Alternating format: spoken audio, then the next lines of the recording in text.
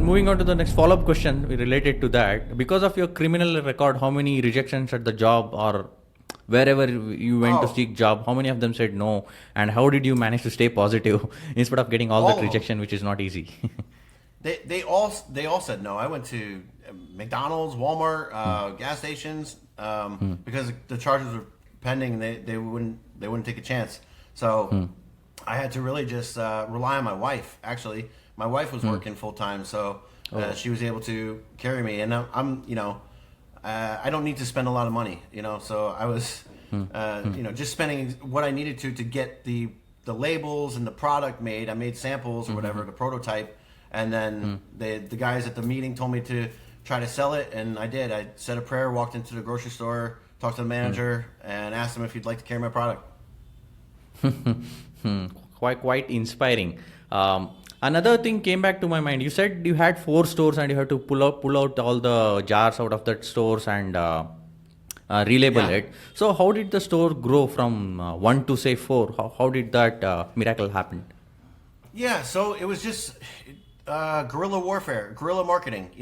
I got that first store. I called my father, and my father was like, "Are there any more stores nearby?" I said, "Yeah, there's one right down the street." He's like, "Go there and see what happens." I did, and the same thing happened. They ordered 6 cases as well, and then that week I got another 2.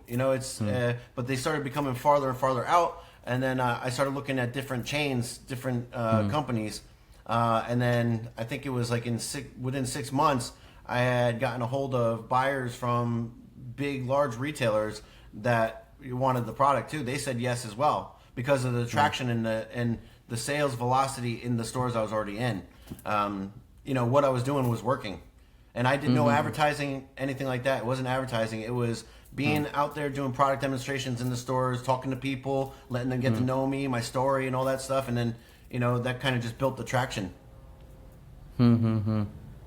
You are an epitome of resilience and tenacity, to be honest. After going through so many hardships, still coming out on top. That's not easy for anyone. To be honest, I had a lot to of people surrender, wouldn't make it. Jay. I just had to surrender, Jay. It's not me in control. It's really not. I'm like I said, the alignment with my head and my heart. It tapped into a power greater than myself. That's it. I'm getting favored now because I'm trying my best to do the right things and be good to people, kind, loving, patient, tolerant, all those virtues. Once I've accepted that, and that's my new path, he provides. Like, I don't know. I can't explain it otherwise, I'm not that smart. I'm really not that smart. I like it how honest you are. You are saying that you are not smart, which many of us cannot say, that we are not smart. So if I go at my job and say I'm not smart, then they'll say, why are you here then? Why don't you get out? So it's not usually... Hey, just ask my wife.